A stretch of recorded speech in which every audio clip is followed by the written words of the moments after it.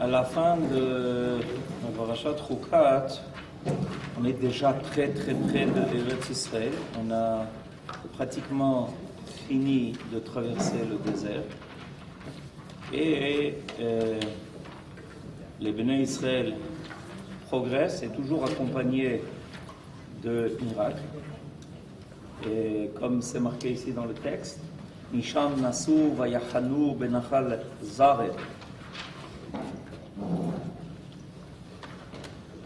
Misham Nasau Vayachanu Miever Arnon Asher Bamidbar Ayotse Migvul Haemori Ki Arnon Gvul Moab Ben Moab ou Ben Haemori. Donc on est arrivé au pays de Moab. Le pays de Moab, c'est aujourd'hui en Jordanie. Donc on est en fait très très proche. Et à ce moment-là, ils arrivent à un endroit qui s'appelle Be'er, au verset 16. Ou Misham Be'era. Puis ils gagnèrent Be'er. Ce puits à propos duquel le Seigneur dit à Moshe, assemble le peuple, je veux lui donner de l'eau.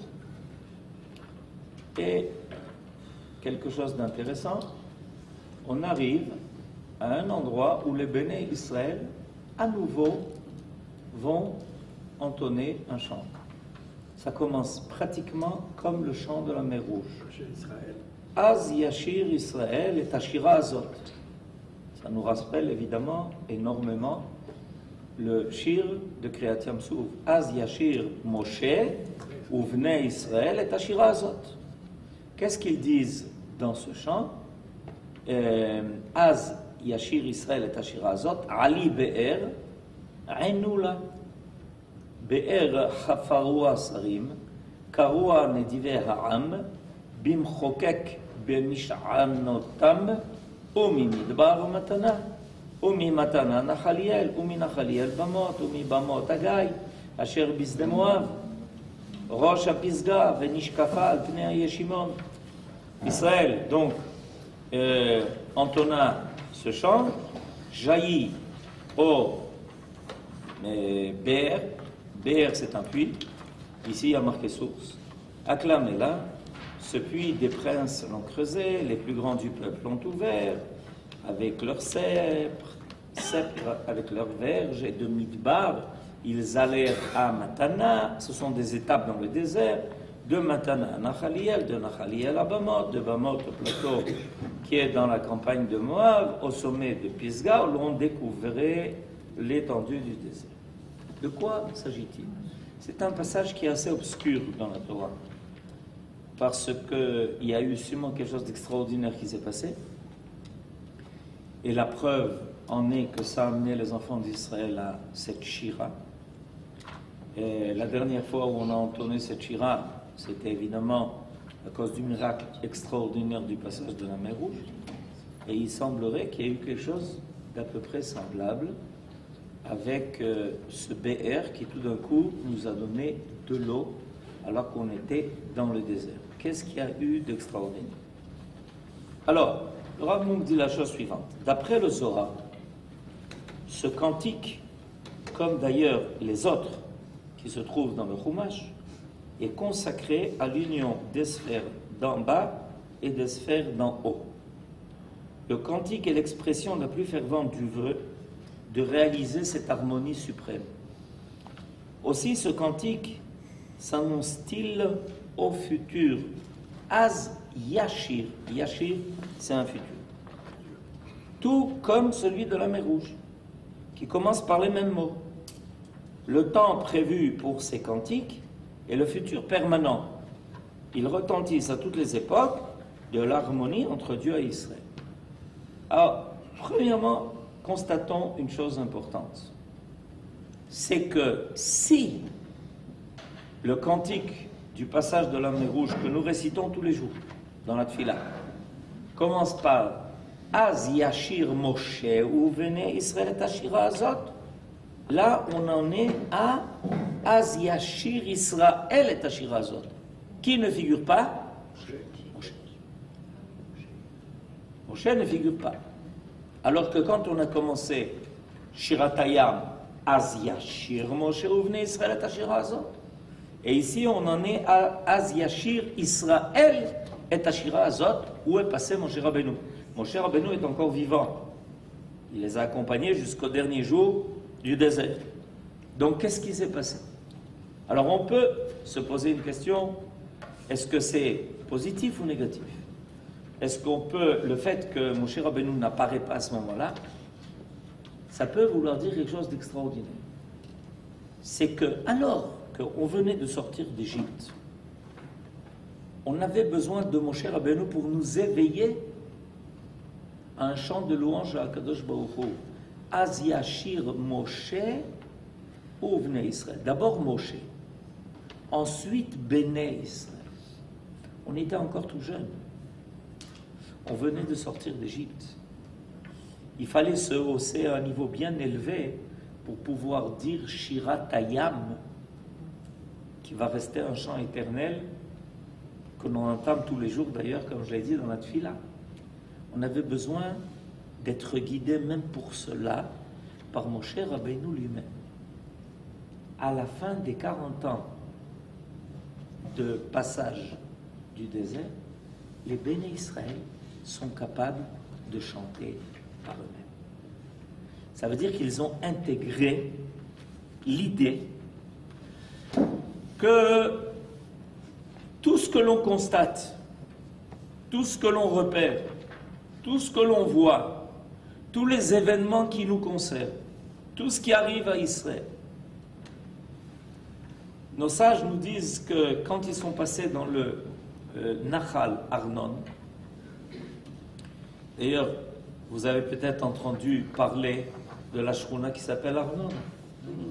Et quand moi je suis arrivé dans la Shrouna qui s'appelle Arnon, la première question que j'ai posée, c'est pourquoi ça s'appelait Arnon. Alors on m'a donné des explications, et une qui m'a beaucoup plu.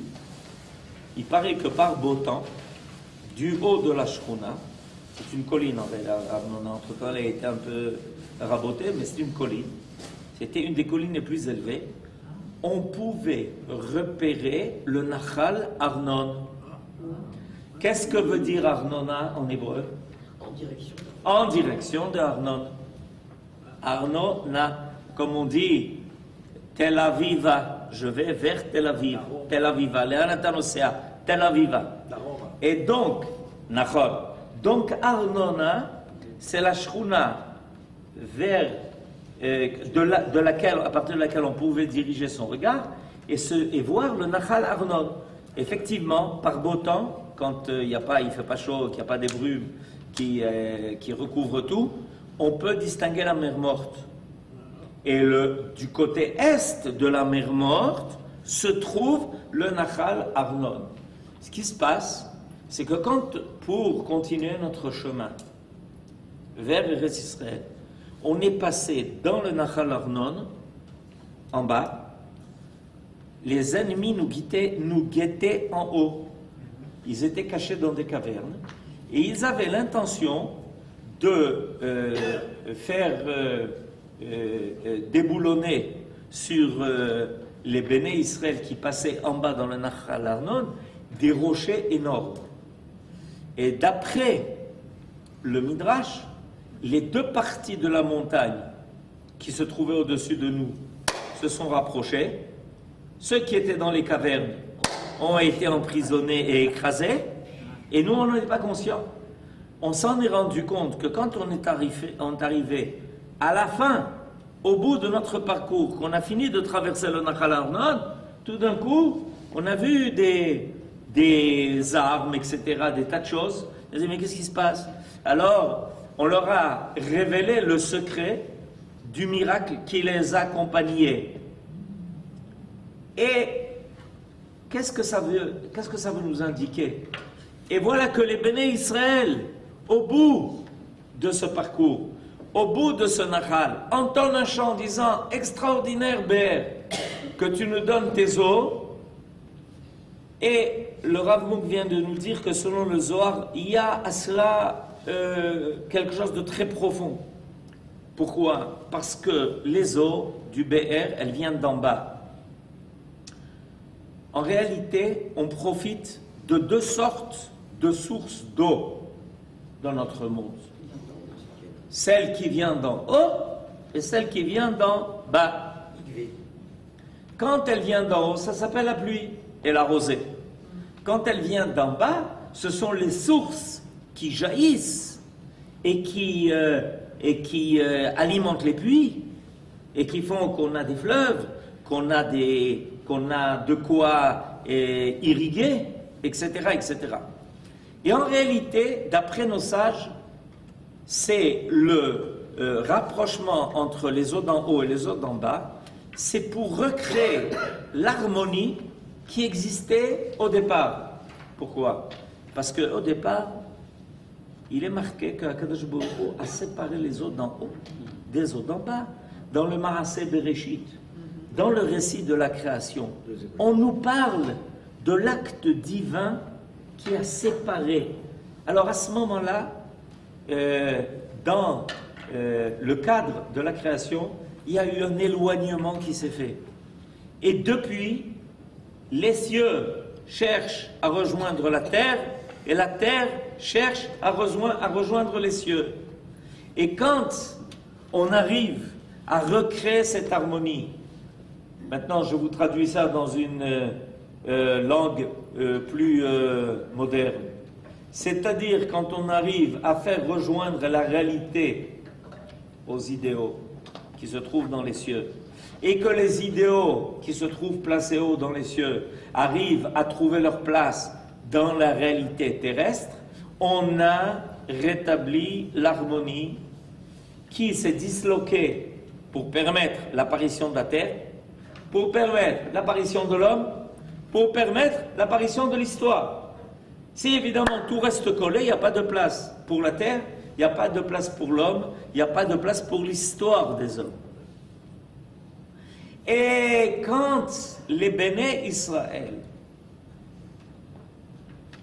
qu'est-ce qu'ils découvrent ici? Qu'en réalité, se passe beaucoup de miracles qui sont cachés. Nachmanide enseigne à la fin de la parashat Bo que nous vivons deux sortes de miracles. Les miracles qui sont dévoilés et les miracles qui sont cachés. En réalité, on ne vit pas que des miracles qui sont dévoilés. Il nous arrive des tas de choses dont on n'est même pas conscient. On se lève le matin et on nous dit, sachez que, ah bon, oui, vous dormiez gentiment et tranquillement, mais sachez que on a échappé à... Ah, mais on n'était pas conscient. On n'était pas, non seulement on n'était pas conscient du miracle, on n'était même pas conscient du danger. On ne savait même pas qu'il y avait quelque chose qui nous menaçait et que finalement, par une providence extraordinaire, ça a été découvert et que grâce à Dieu, les plans ont été déjoués et que finalement le Ham Israël dit, ben vous pouvez continuer à vivre. Efshar lishmor à la shigra. Ça c'est aux informations. Efshar lamshich lishmor à la shigra. Oui, mais entre-temps, pour arriver à la situation où lishmor à la shigra, il y a beaucoup d'efforts qui ont été faits. Et pas seulement, la shigra, c'est la routine. La routine. C'est pas seulement les hommes qui ont œuvré pour cela, et ils œuvrent pour cela, y compris ceux qui œuvrent beaucoup la nuit. Il y a aussi, surtout, ce que Akadosh Baruch Hu a fait, nous a fait découvrir, nous a fait voir, nous en a fait préconscience. Et là, voilà ce qui arrive au bout du désert. Pourquoi c'est important de savoir? Parce que ce qui est arrivé aux enfants d'Israël, c'est pareil. Au début de notre sortie d'Égypte, d'abord pendant la sortie d'Égypte, et ensuite au début de notre histoire du passage du désert, on a eu droit à énormément de miracles évidents, à découvert, des choses extraordinaires auxquelles nous avons assisté. Les 10 plaies en Égypte, le passage de la mer Rouge, la manne qui nous tombe, le rocher qui nous donne de l'eau, la révélation de Dieu au Sinaï. Tout le monde voit, tout le monde remarque, tout le monde entend. Vekol ha'am roim et kolot. À la fin du désert, regardez, je vous ai dit tout à l'heure que dans ce verset, il manque Moshe Rabbeinu. En réalité, il ne manque pas. Il est intégré. Il est déjà intégré. Les béné Israël sont capables par eux-mêmes d'entonner ce cantique, ce chant, pour dire à Kadosh Baruch Hu, on est conscient qu'il y a des miracles qui nous accompagnent, pas seulement dans ce que l'on voit, mais même dans ce que l'on ne voit pas. Même quand on arrive et que finalement on a fini de traverser le Nahal Arnon et qu'on nous dit, vous savez, on y a échappé belle. Et ça, c'est représenté par les deux catégories de sources d'eau. Il est beaucoup plus évident pour l'homme de constater la providence qu'il y a dans la pluie. Parce qu'on l'attend. Parce qu'on est en attente de la pluie. Et quand arrive la saison des pluies, et que ne tombe pas de pluie, et qu'on a le sentiment qu'on est menacé par la sécheresse, alors on se met tous à prier, et on fait Tfilat HaGeshem, pour réclamer que Kadosh Baruch Hu fasse un miracle. Pourquoi? Parce que là, l'homme, walou, il peut rien faire. Il peut juste lever les yeux vers le ciel. C'est-à-dire que la pluie, c'est une providence divine qui est évidente. Par contre, l'eau qui jaillit du sol, qui remplit les sources, qui remplit les pluies, qui font que dans le monde, il y a beaucoup d'eau qui est à notre disposition et qu'on met d'ailleurs à profit. Ça, pour nous, ça fait partie d'un miracle qui est beaucoup moins évident. C'est un miracle qui est caché. Combien de gens s'arrêtent près d'un puits et commencent à se dire, mais mon Dieu, quel miracle! Il y a de l'eau dans les puits. C'est beaucoup moins évident.